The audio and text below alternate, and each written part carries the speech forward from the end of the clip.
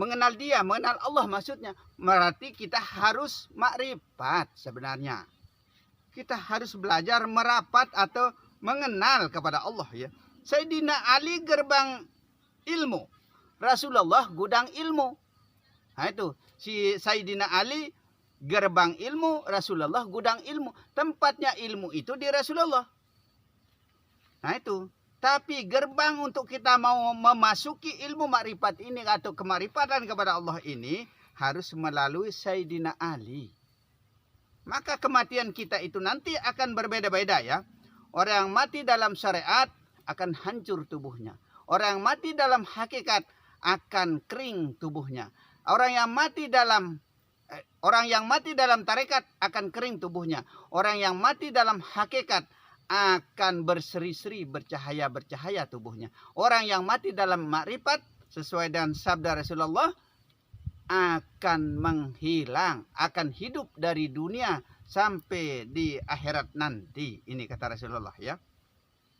Nah itu.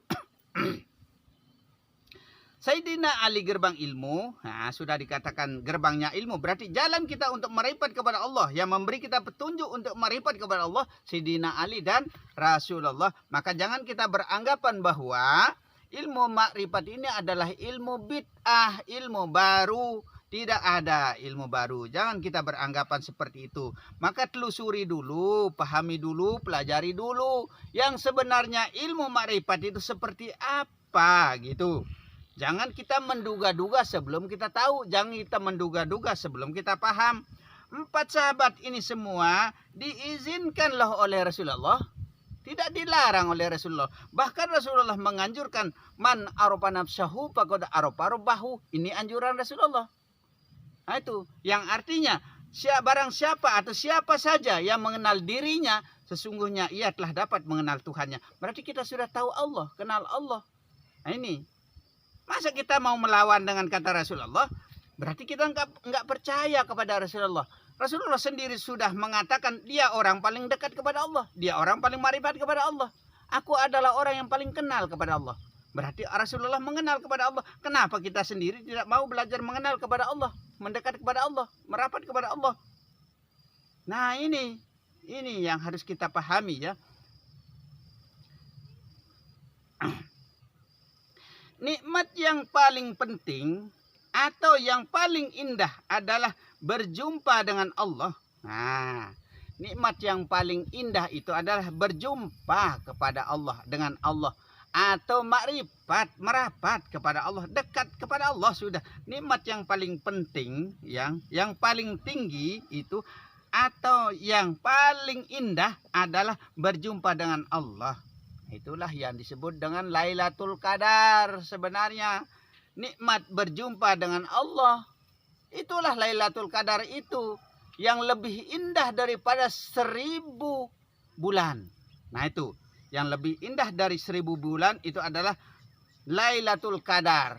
Lailatul Qadar itu adalah berjumpa dengan Allah sebenarnya. Tapi kita keliru karena kita diberikan kalimah metamor, kalimah sindiran. Katanya bulan puasa kita jaga jangan tidur supaya kita bertemu dengan Lailatul Qadar. Apa yang kita minta dikabulkan. Siapa yang mengabulkan? Lailatul Qadar itukah yang mengabulkan? Bukan seperti itu. Nah, pemahaman-pemahaman yang seperti ini yang perlu kita tegaskan supaya benar-benar kita tahu maksud dan tujuan daripada sindiran-sindiran itu, metamor-metamor itu. Kita disindir sebenarnya. Maka yang paling indah itu adalah berjumpa dengan Allah. Itulah Lailatul Qadar. Gitu.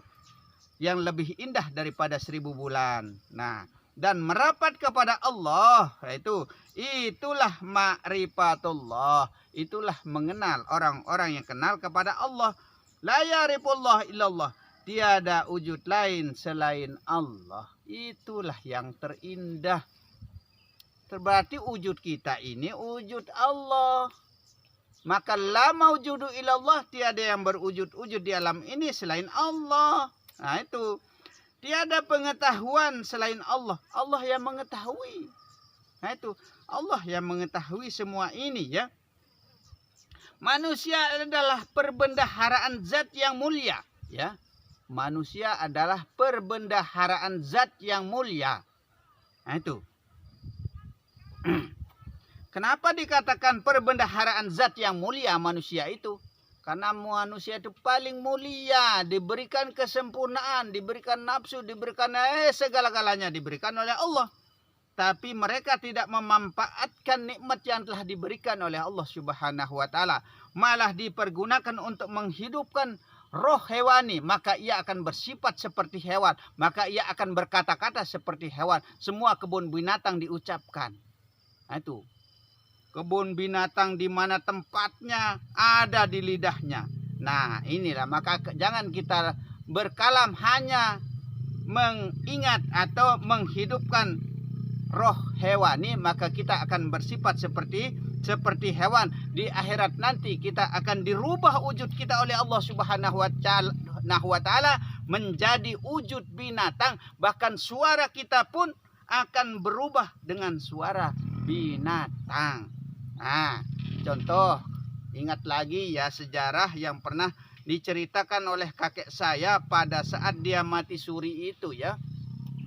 Kata kakek saya, suara orang ini dia dengar katanya. Suara orang di sekelilingnya itu dia dengar katanya saat dia kakek saya mati suri ya.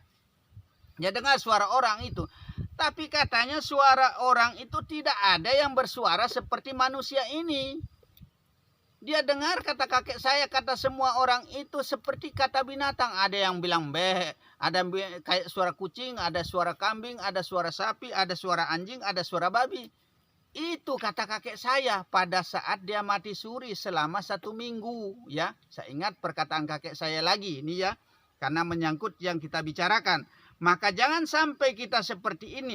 Kalau kita ingat itu, berarti sebagian besar kita, suara kita itu adalah suara binatang. Sebagian besar berarti. Kalau saya ingat kata kakek saya, ini fakta nyata ya. Kakek saya yang cerita dengan saya. Semua sebagian orang yang ada di sekelilingnya dia itu, dia dengar suaranya, tapi semua itu bersuara binatang. Ini kata kakek saya. Maka ingat ya, kita hidupkan Allah di dalam jiwa kita. Kita hidupkan Allah di dalam batin kita. Kita ingat Allah dalam setiap gerakan kita. Kita sebut Allah dalam setiap pandangan kita. Di dalam pendengaran kita. Di dalam hidup kita. Gerak apapun yang kita lakukan, ingat Allah, sebut Allah. Supaya kita kembali kepada Allah. Begitu. Maka disebut dari Allah untuk Allah dan dengan Allah atau beserta Allah. Allah selalu menyertai di dalam hidup kita. Tapi kita tidak pernah merasa dekat dengan Allah. Nah itu. Nur zat itulah Muhammad. Nah itu. Cahaya zat itu ya, itulah yang disebut dengan Muhammad. Yang mana merupakan cahaya zat ya. Termasuk cahaya matahari yang menyinari kita ini. Termasuk juga.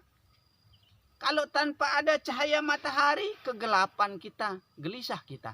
Tidak ada lampu saja kita gelisah.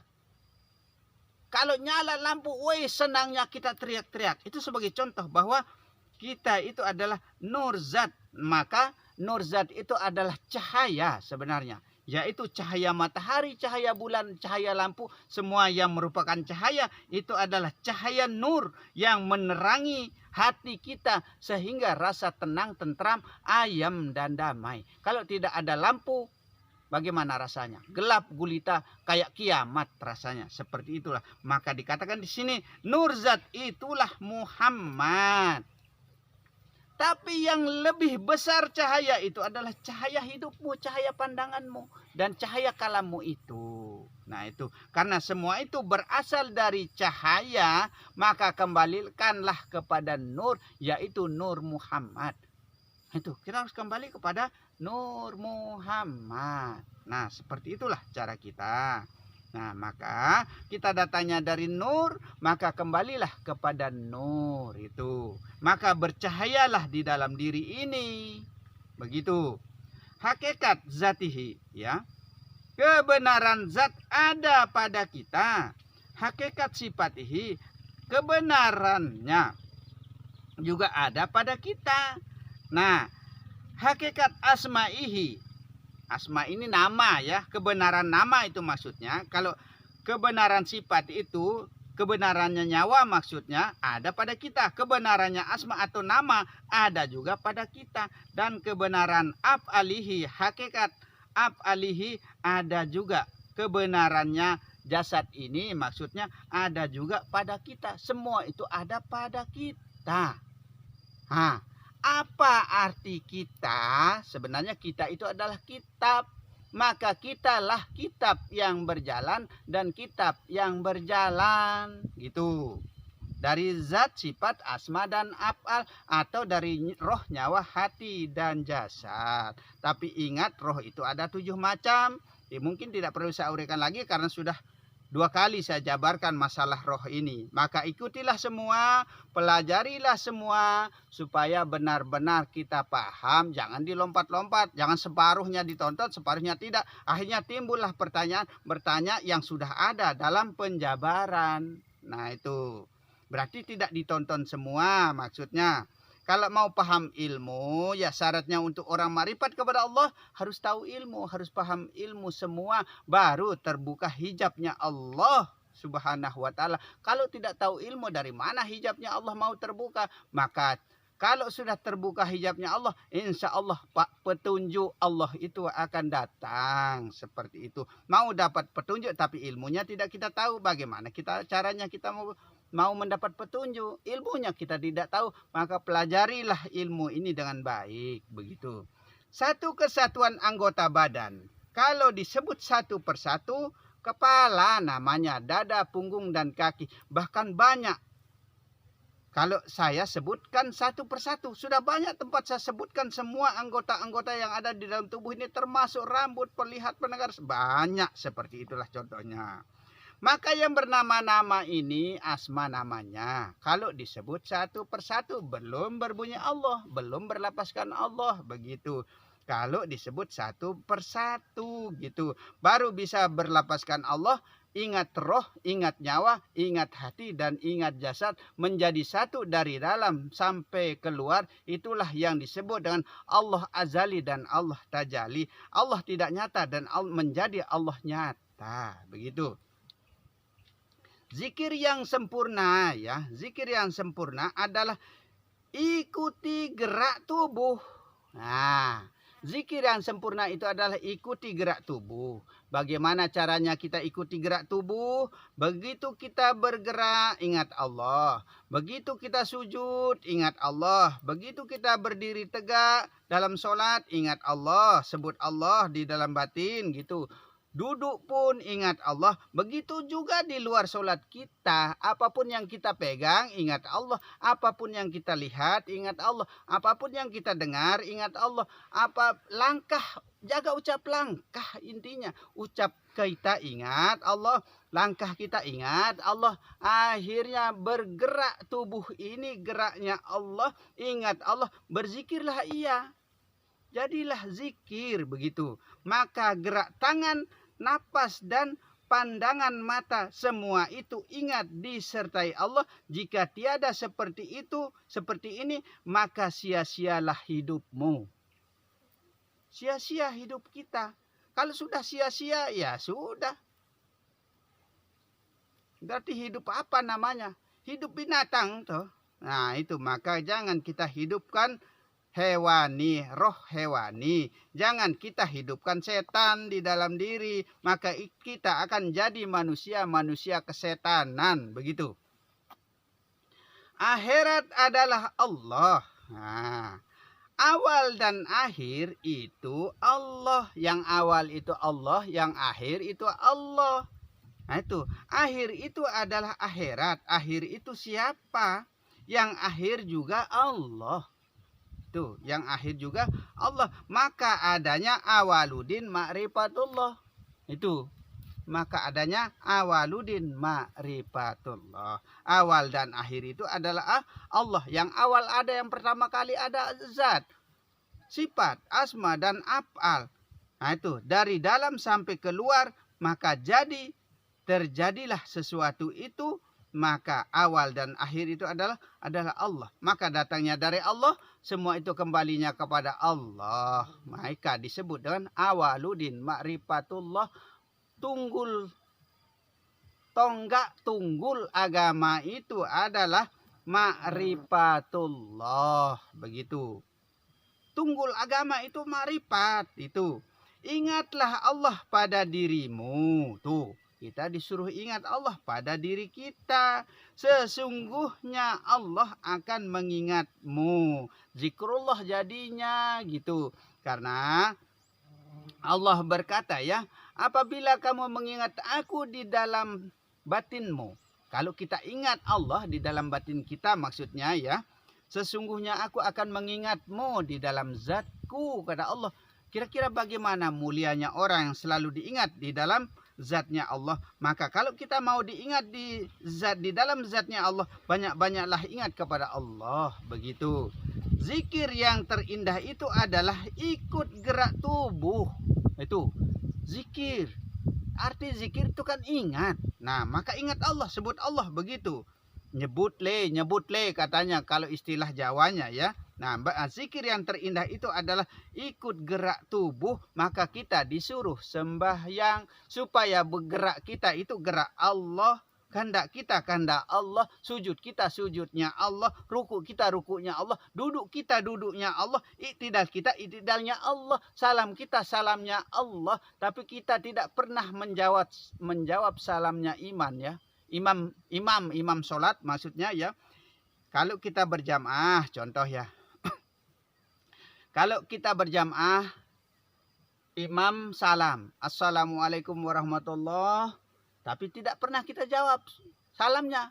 Assalamualaikum warahmatullah ke kiri, tapi tidak pernah kita jawab salamnya. Itulah namanya salam yang sia-sia. Tidak pernah kita jawab salamnya Allah, salamnya imam. Itu salam sia-sia namanya. Itu. Makanya kalau bisa ya saya himbaukan kepada kita semua. Kalau imam mengucap salam kita harus jawab di dalam hati. Waalaikumsalam. Wajib hukumnya kita menjawab salam ya. Wajib hukumnya kita menjawab salam. Tapi kalau kita berjamaah, imam mengucap salam tapi kita tidak pernah menjawab salamnya Allah. Tidak pernah menjawab salamnya imam. Itu, perhatikan itu. Di dalam sholat, menggerakkan tubuh ya. Di dalam sholat itu kita menggerakkan tubuh. Di dalam gerakan kita itu selalu Allahu Akbar. Allah Maha Besar. Nah itu. Tapi kalau sudah berhenti sholat, kenapa kita lepaskan? Kenapa kita lupakan? Ingat juga seperti itu. Dalam setiap gerak kita, geraknya Allah juga. Sekalipun kita sudah di luar sholat. Begitu. Gunakanlah 3 hukum, yaitu fi'li, qauli, dan kalbu. Nah, maka kita harus menggunakan secara lisan, baca secara lirih begitu. Kita harus baca secara lirih. Ini anjuran Rasulullah juga. Bacaan sholat itu kita baca secara lirih, halus, lembut, lemah, begitu. Lemah lembut maksudnya cara kita membaca. Seakan-akan kita mendengarkan diri, seakan-akan kita merenungkan diri. Begitu, seakan-akan kita menghayati diri, yaitu dirinya Allah yang ada pada diri sejatinya manusia. Begitu.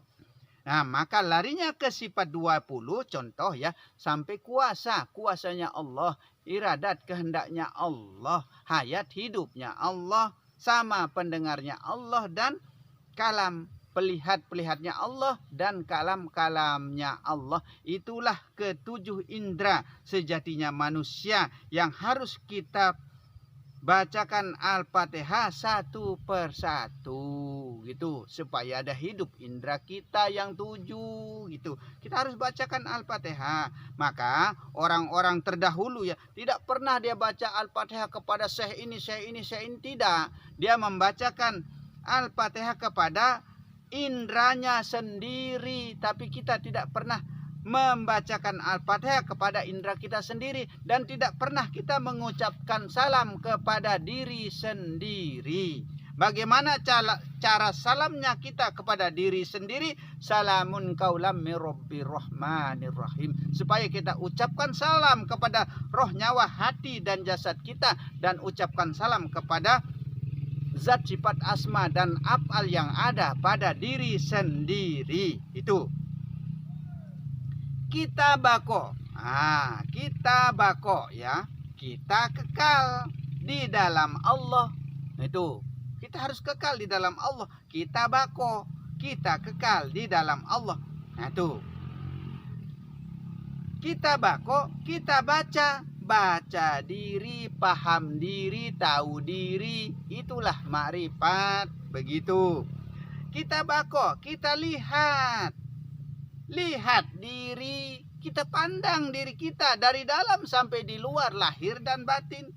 Itu bagaimana rupa luar, bagaimana rupa dalam. Rupa luar dan dalam sama. Pekerjaan luar dan dalam sama. Gerak luar dan dalam sama. Menjadi satu, menjadi esa, menjadi tunggal, menjadilah ahad. Iya. Nah, itu.